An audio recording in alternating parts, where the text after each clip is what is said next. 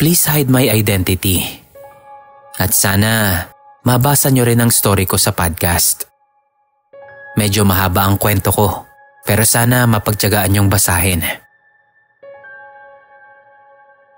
This happened way back 2008. High school pa lang ako noon. Ang klase namin ay hapon. 1 to 8 p.m. yata yon. Start pa lang ng school year. Month of June. Siyempre pag ganyan, nasa getting to know each other stage pa lang kayo niyan. Pero may isa akong classmate na makulit at masayahin.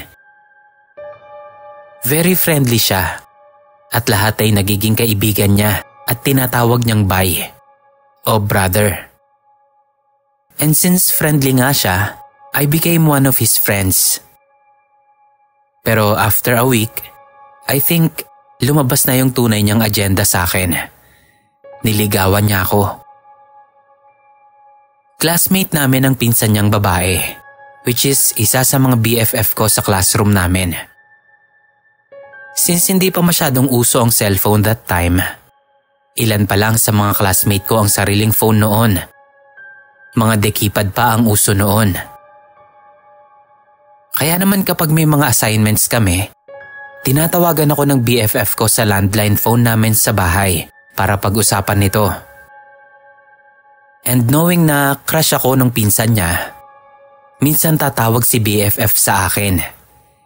At kapag nasagot ko na, ipapasa niya na yon sa pinsan niyang nanliligaw sa akin.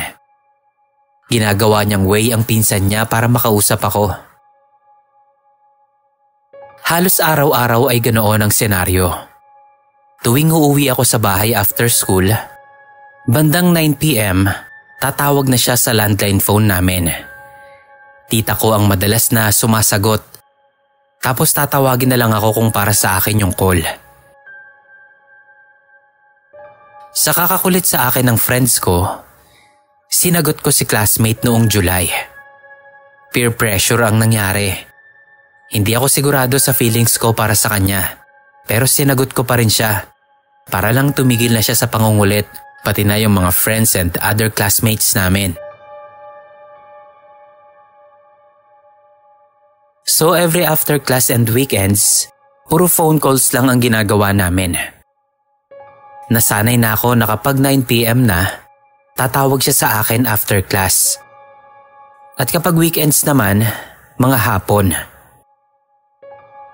Since bata pa, ang lahat ng mga pinag-uusapan lang din namin ay tungkol sa mga kinaiinisan ko sa school. Kapag alam niyang naiinis ako sa isang tao, automatic maiinis na rin siya roon para lang iparamdam sa akin na kinakampihan niya ako by all means. There are times na natitake for granted ko siya. Ginagawang tagabitbit ng gamit. Kapag may pinagseselosan siyang lalaki, hindi ko siya iniintindi. So ang ending, siya pa rin ang nagsusorry sa akin. Laging ganon. Until this unforgettable week happened. Sabado noon sa pagkakaalala ko. Through phone call, bigla niya na lang itong sinabi out of nowhere. Parang isiningit niya lang sa usapan. Kapag namatay ako, mumultuhin kita.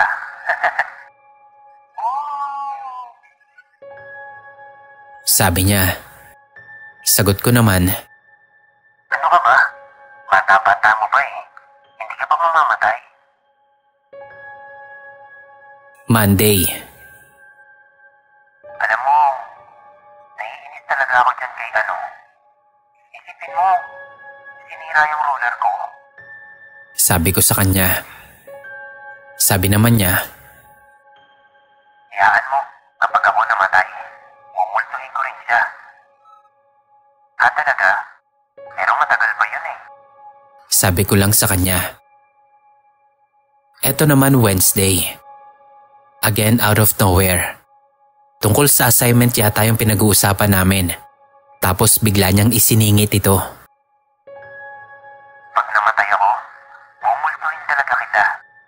Tatawagin ko yung pangalan mo. Again, nangaasar. Sabi ko lang, Okay lang. Hindi naman ako natatakot sa multo eh. Isa pa, matagal ka pa namang mamamatay. Bata ka pa, no? pagdating ng Thursday, wala ang teacher namin sa last period. AP ang last subject namin ito. Tandang-tanda ko. Pero may iniwang gawain. Pinagsulat kami sa notebook. Since tinatamad ako, tumabi siya sa akin at sinabi ko sa kanya, siya na lang yung magsulat sa notebook niya at iuuwi ko na lang kako yung notebook niya para sa bahay ko na lang kako gagawin yon. And syempre, ginawa niya. Hinawakan pa nga niya yung kamay ko. Tapos sabi niya, tignan mo yung kamay ko. Ang lamig. Parang patay. And totoo naman po. Sobrang lamig nga nung kamay niya that time. Sinagot ko lang siya ng, tapusin mo na yung sinusulat mo. Kundi, mamamatay ka talaga. Tapos ang sagot niya lang sa akin, inaantok daw siya. Pagkatapos ng klase, syempre uwian na. Ito yung first time na pinipilit niya akong ihatid pa uwi sa amin. Pero tumanggi ako. So ang sabi niya, isasakay na lang niya ako sa jeep. At doon pumayag na ako sa gusto niya. Pagsakay ko ng jeep, kumaway pa siya sa akin. Again, yun yung first time na ginawa niya yung mga bagay na yon. Pag-uwi ko sa bahay, wala akong phone call na natanggap. Nagtaka ako, pero inisip ko na lang na baka natulog na siya agad. Since sabi niya nga kanina sa school, inaantok na siya. Kinabukasan, Friday, maaga akong nagising. Unusual yun dahil afternoon shift naman ang klase ko. Nagpupuyat ako sa gabi at tanghali nang gumigising. Naabutan ko yung papa ko na nanonood ng balita. Tiyempong may naka-flash na headline noon. Pangalan ni boyfriend at ang pamilya nito nasunugan. Sabi sa balita, wala naman daw nasaktan. So hindi ako nag-alala nun. Pagpasok ko sa school, sinalubong agad ako ng BFF ko na pinsan niya. Sabi, patay na raw si boyfriend. Tumawa pa ako. Sabi ko, wag mo nga akong lukuhin. Nanood ako ng balita, no?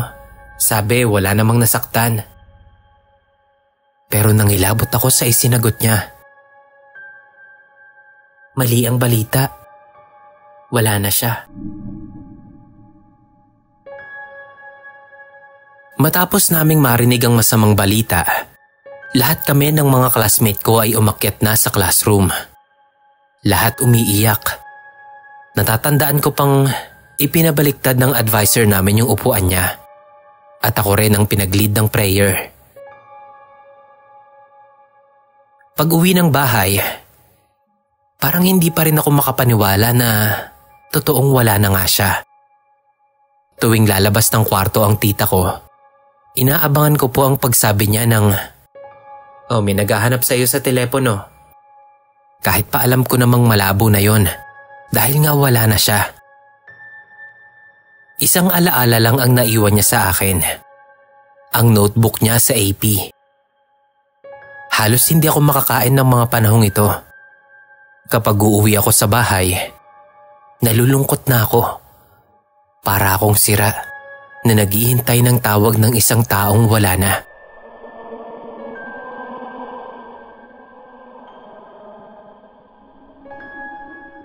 Sumapit ang linggo. Nag-decide kami ng mga kaklase ko na pumunta sa funeral niya. Nagkaligaw-ligaw pa nga kami noon. Binitbit ko yung AP notebook niya. Ang nasa isip ko, isasauli ko yun sa magulang niya. Pagdating namin doon, nakatakip ng barong yung kabaong niya. Sa kadahilan ng nasunog raw ang bangkay niya at ayaw na raw maalala ng nanay niya yung masaklap na pangyayari. Kung kaya't ayaw na lamang din niyang makita. Ipinakilala ko ng pinsan niya sa mama niya. At ang sabi ng mama niya, kilala niya na raw ako since ikinukwento pala ako ng anak niya sa kanya. Ibinalik ko sa kanya yung notebook pero tinanggihan niya. Ang sabi lang niya sa akin, itago ko raw. Yun na lang daw yung gamit na natitirang pag-aari niya. Lahat daw kasi ay nasunog na at wala silang naisalba kahit ano. Hindi ko alam kung bakit, pero lakas loob akong nagtanong. Bakit po siya naiwan sa bahay? At ang sagot ng mama niya, pag uwi lang daw niya sa bahay, ay kumain siya ng marami nung hapunan. Nagtataka nga raw yung mama niya kasi parang gutom na gutom. Tapos nanood lang daw siya ng TV saglit at sinabing matutulog na siya. Madaling araw nagising silang lahat dahil nga nagkaroon ng apoy. Inuna raw na ilabas ng nanay niya yung maliliit niyang kapatid. Hindi na raw siya nakabalik. Pero ang sabi daw ng lolo niya, ginigising daw niya si Franz. Hindi po tunay na pangalan ni BF. Pero parang naalimpungatan lang daw. Nagsuot daw ng uniform. Pagkatapos noon, bumaba na raw yung lolo niya sa pag-aakalang nagising na siya at sumunod na ito sa kanya. Pero nagulat daw sila noong makalabas na silang lahat. Halos sunog na daw ang buong bahay noon. Pero hindi daw pala siya nakasunod sa paglabas ng lolo niya.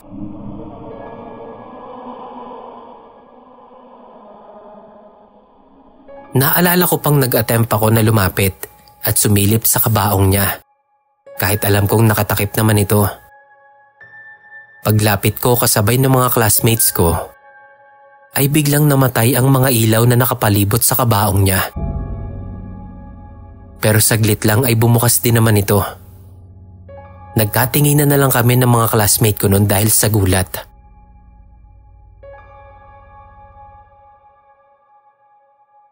Lumipas ang isang linggo. Lumapit sa akin ng isa kong classmate na lihim kong kinaiinisan. Ipinakita niya sa akin ang call history ng phone niya. Again, Nokia na di-keypad pa lang ang phone na uso noon sa batch namin. Hindi niya pa binubura nun yung cellphone number ng ex-boyfriend ko. At nagulat ako kasi naka-receive siya ng 3 phone calls mula sa kanya. Hindi niya nasagot ang una. Pero yung pangalawa at pangatlo nasagot niya. Ayon sa kanya, puro hangin lang daw yung naririnig niya. Kaya ibinaba niya na yung tawag kasi kinilabutan na rin siya noon. Naalala ko yung pangako niya na kapag namatay siya, mumultuhin niya yung kaklase namin na yon. Tinupad niya yung pangako niya. Hindi ko alam kung nagkataon lang. Pero may isang linggo rin siguro na may kulay abong paro-paro sa dingding ng bahay namin. Alam naman natin ang pamahiin tungkol dito. Para akong baliw na kinakausap yon sa isip ko. Ang lagi kong sinasabi, tuparin mo rin yung pangako mo sa akin. Magpakita ka sa akin. Hindi na ako nakasama sa libing niya. Ang tita at pinsan ko ang naging proxy ko. At sa totoo lang, ni minsan ay hindi ko nagawang mabisita yung puntod niya.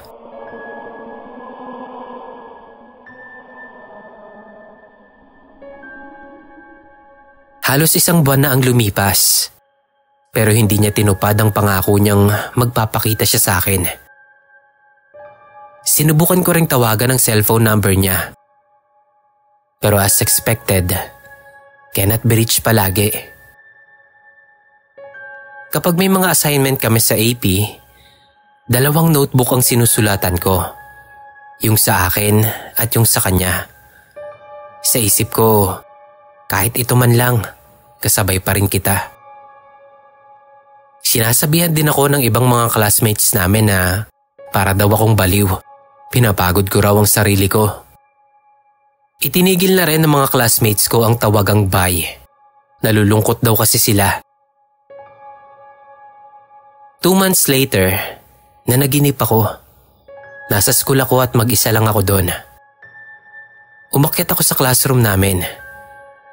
Walang tao sa koridor, pero may isang tao sa loob ng room. Nandoon siya. Mahaba na ang kulot niyang buhok. Parang hanggang balikat. Naka-violet na t-shirt siya. Napatingin siya sa akin at ngumiti. Wala siyang sinabing kahit na ano. Pinapanood ko lamang siya sa panaginip ko habang naglalaro sa loob ng room namin. Takbo siya ng takbo. Sumasampa sa mga upuan tapos tatalon. Ang saya-saya niya. Yung kulit niya sa room noon, ganoong-ganoon siya sa panaginip ko. Hanggang sa magising ako. Malungkot akong pumasok sa school. Recess time noong lumapit sa akin yung pinsan niya at nagkwento. Nanaginip daw ang tita niya at kaparehong-kapareho ito ng panaginip ko. Siguro, ito na ang paraan upang ipaalam sa amin na masaya na siya sa kung saan man siya naroon. Pero, ito na rin ang una't huli kong panaginip sa kanya.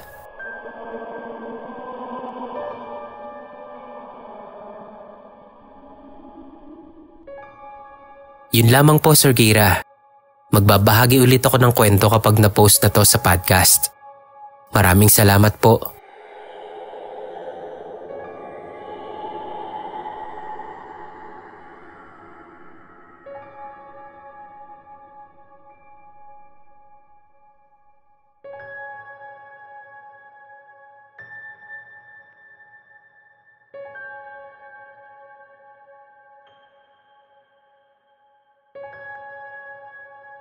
Magandang araw po sa inyo, Sir Kira at sa mga kirara.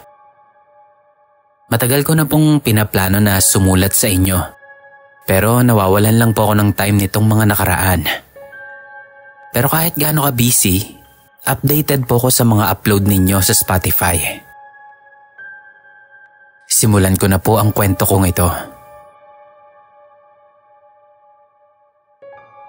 Bunso po ako sa magkakapatid. 3 babae at nag-iisang lalaki po ang panganay namin.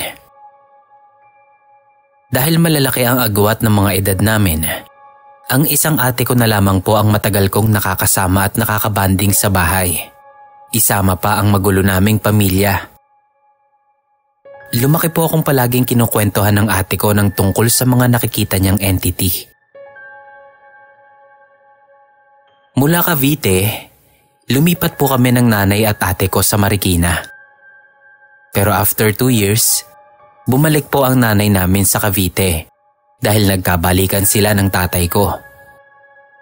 In short po, naiwan po kaming dalawa ng ate ko sa Marikina.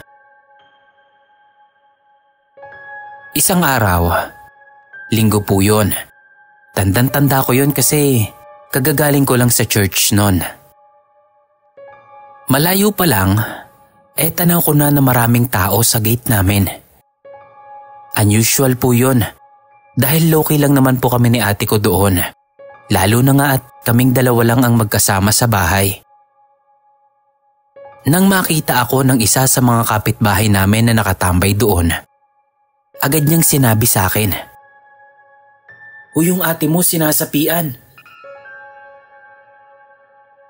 Parang binuhusan po ako noon ng malamig na tubig. Dahil yun po ang list na balita na pwede kong i-expect na sasalubong sa akin nung araw na yon. Literal po na nanlambot yung tuhod ko nung marinig ko yung sigaw ng ate ko mula sa bahay namin. Agad akong pumasok at tumambad sa akin yung ate ko na nasa sahig. Nagwawala siya noon habang nakadaga naman yung boyfriend niya para awatin siya. Marami din pong tao sa bahay namin noon. Nandun din po yung best friend ng ate ko. Ang ate ko po ay singkit at maliit na babae.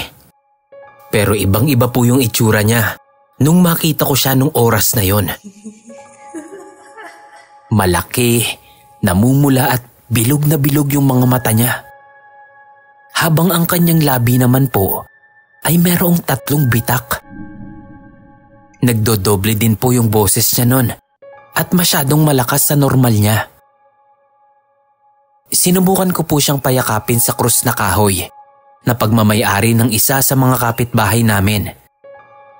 Pero grabe, pinutol niya din po yun. Makapal po yung krus na yun at matigas.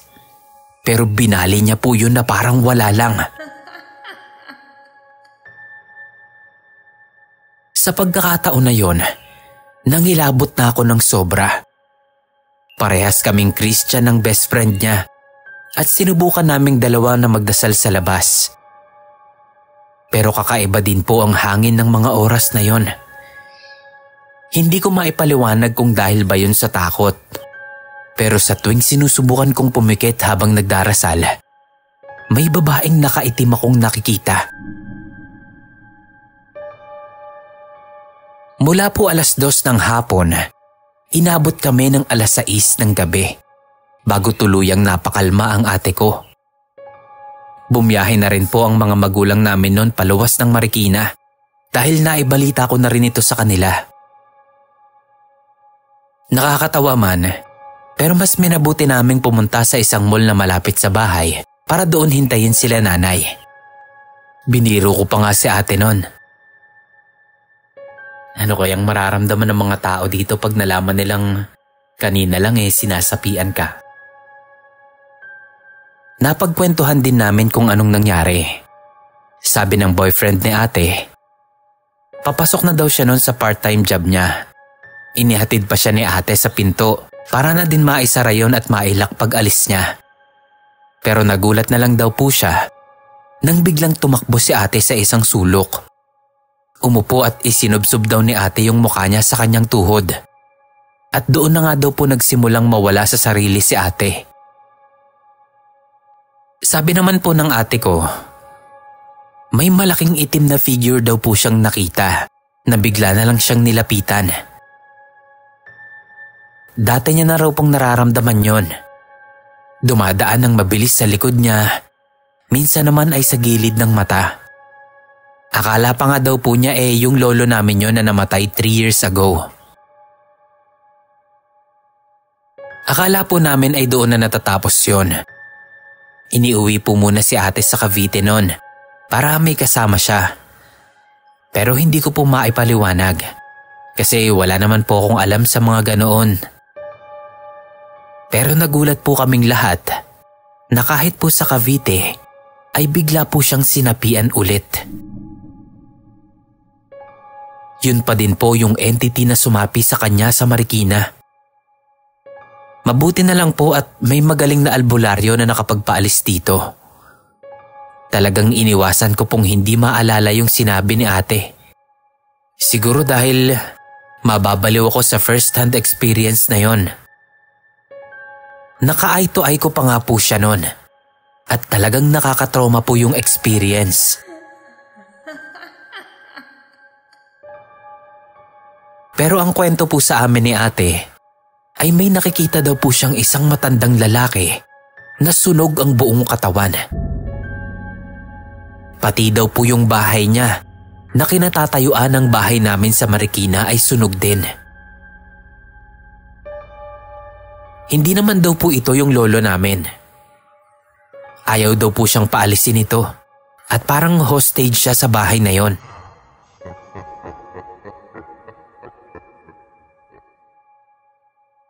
Hanggang ngayon po, palaisipan pa din sa akin kung sino yon. Dahil nagtanong-tanong po ko sa mga kapitbahay namin doon. At wala naman daw pong nasunog sa bahay o sa lupang iyon. Wala na po kami ngayon doon sa bahay sa Marikina. Naibenta na rin po yung lupa matapos ipagiba yung bahay. Hanggang dito na lang po muna. Susulat po ulit ako sa mismong karanasan ko naman. Ito po yung naranasan ko noong maiwan ako sa bahay na yon pagkatapos ng insidenteng nangyari kay ate sa bahay sa Marikina.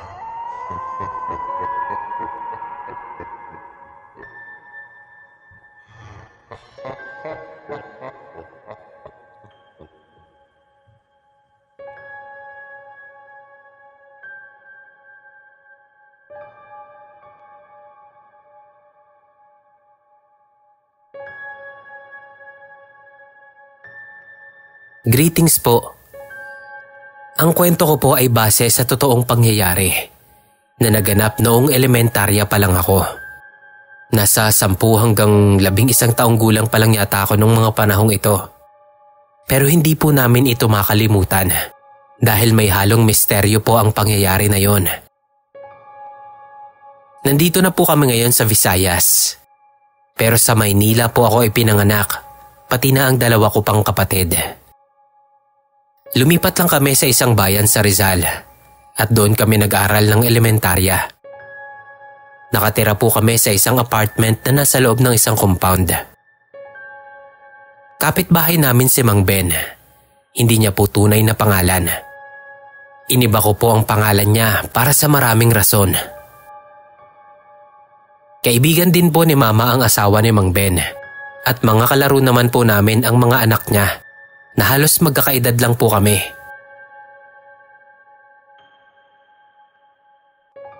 Mahusay po na mekaniko si Mang Ben at halos hindi siya nauubusan ng gawain dahil laging may nagpapaayos ng mga sasakyan sa kanya. Marami rin siyang mga kaibigan at kakilala dahil sa trabaho niya. Naalala ko po na halos gabi-gabi ay may inuman sa labas ng bahay nila Mang Ben dahil nagpapainom siya sa mga kaibigan niya. Umaabot po sila ng madaling araw madalas kapag nagiinuman. Kapag umaga naman, ay pag-aayos ng sasakyan ang inaatupag ni Mang Ben. Halos ganoon ang araw-araw niyang routine. Laging may mga taong pumupunta at nagpapaayos ng sasakyan sa kanya kapag umaga. At meron pa rin pumupunta sa kanila kapag malapit ng maggabi para naman makipag-inuman. Halos hindi namin kilala ang mga taong nagpupunta sa kanila. Kaya naisip namin na hindi taga doon sa subdivision ang mga tao at sila lang ang nakakaalam o nakakakilala sa mga ito. Minsan isang umaga, naalarma kami, lalo na si Mama, dahil nalaman niya na nag-aalala si Aling Cherry. Hindi pa daw kasi nakakauwi ang asawa niyang si Mang Ben. Bago noong umaga na yon, noong nagdaang araw, ay may nagpunta daw sa kanila na ilang tao. Sumama raw sa mga ito si Mang Ben. Ilang mga kapitbahay na nasa loob ng compound ang nag-aalala din at nangangamba dahil sa balita. Halos lahat sila ay nagpayo kay Aling Cherry na ipaalam na sa mga pulis ang nangyari. Sinunod naman ito ni Aling Cherry. Tumungo siya sa police station. Bakas sa muka at kilos ng Ale ang nararamdamang pag-aalala at takot. Lumipas ang buong araw. Hindi pa rin nakakauwi si Mang Ben at wala pa ring balita tungkol sa kanya. Kahit na kumilos na ang mga pulis sa kaso ng kanyang pagkawala. Kinagabihan noong araw na yon na hindi nakauwi si Mang Ben ay may kakaibang pangyayari.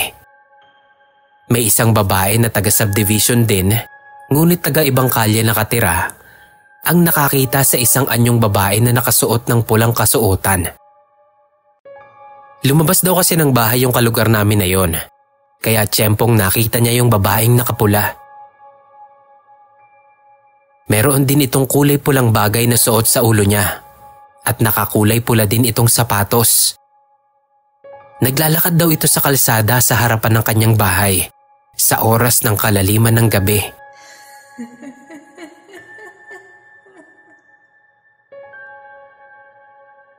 Kinaumagahan, wala pa ring balita tungkol kay Mang Ben. Ikalawang araw na yon ang pagkawala niya. Noong sumapit ang gabi, ay meron na namang nakakita sa babaeng nakapula. Merong isang kalugar namin ang naglalakad pa uwi galing sa kanyang trabaho. At nakita niya nga itong babaeng nakapula. Nakasalubong niya ito. At dahil hindi niya kilala ang babae, ay nilingon niya ito. Dahil nawiwirduhan din siya sa kasuotan nito. Mula ulo hanggang paa ay kulay pula ang suot nito. Kinabahan siya noon at nakaramdam ng kakaibang kilabot. Dahil sa pangalawang pagsulyap niya sa babaeng nakapula, ay hindi niya na ito nakita. Wala naman daw pwedeng likuan yung babae dahil dire-diretso lang na mahaba yung kalsadang iyon. Dahil sa takot, ay halos patakbo na siyang naglakad pa uwi. Sa ikatlong araw ng pagkawala ni Mang Ben, ganoon pa rin. Wala pa ring balita. Marami ng lugar sa Rizal ang napuntahan ng mga pulis. Ngunit wala pa ring anumang bagay ang makatutulong upang maituro ang kinaroroonan ng hinahanap.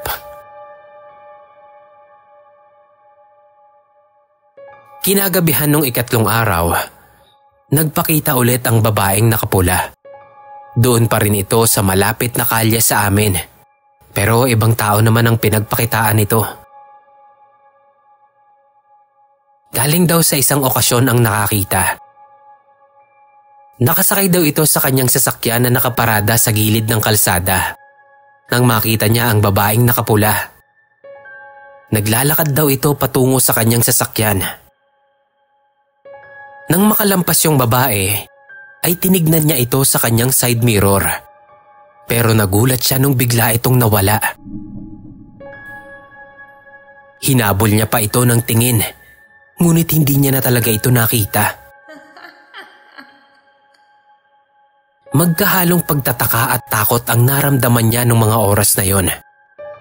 Sa isip daw niya, bakit may babaeng ganoon manamit? Tapos mag-isa pa itong naglalakad sa kalsada sa ganoong oras.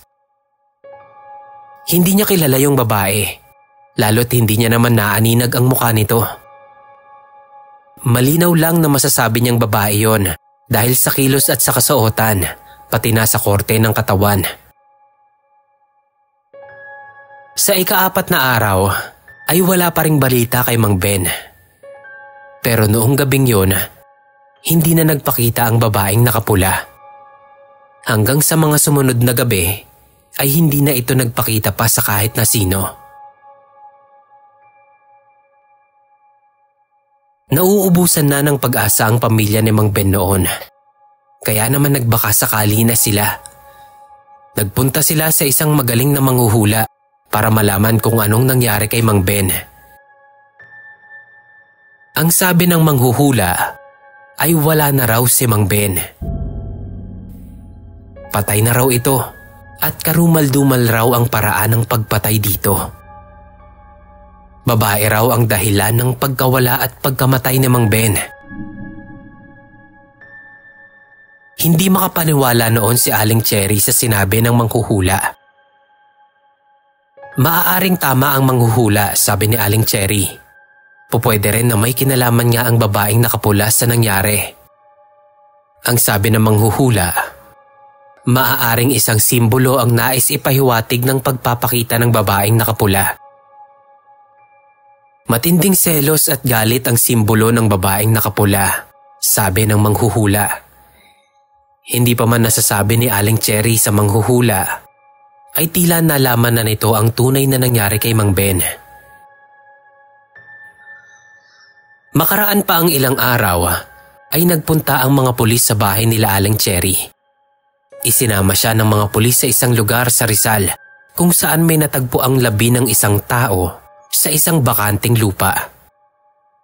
Malayo ang lupain na yon sa mga kabahayan at nagkataon lang na may napadaan doon na namamasura at nakita nga ang bangkay ng isang tao. Halos hindi makilala ang bangkay kung ito ba ay lalaki o babae dahil sunog na sunog daw ito mula ulo hanggang paa. Maitim na rin ang bangkay dahil sa pagkakasunog. May tama rin ito ng bala sa ulo. Na-recover ang bangkay at dinala sa isang morgue. Sumabay na rin si Aling Cherry kahit pa nga hindi sigurado kung si Mang Ben nga iyon. Doon sa morgue, pinagbasdan ni Aling Cherry ang bangkay at halos mawalan daw siya ng malay nang makilala niya ang ilang palatandaan na kay Mang Ben nga ang bangkay na yon. Sinuri ang mga ngipin ng bangkay at sumang-ayon ito sa pagkakaalam ni Aling Cherry. Meron ding singsing ang bangkay at katulad iyon ng kay Mang Ben. At dahil nga sa mga pagkakakilanlan, ay inakuna ni Aling Cherry na si Mang Ben nga ang bangkay na yon. Iniuwi nila ito upang mapaglamayan. Hanggang sa mailibing ang bangkay na yon, ay wala pa rin nakukuhang witness o kahit mga suspect man lang sa kaso ni Mang Ben.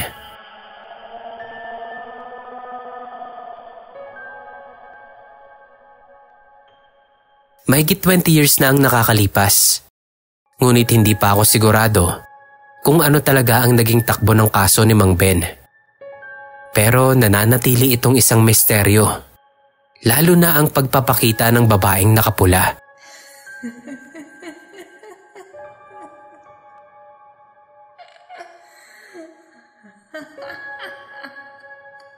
Yun lang po.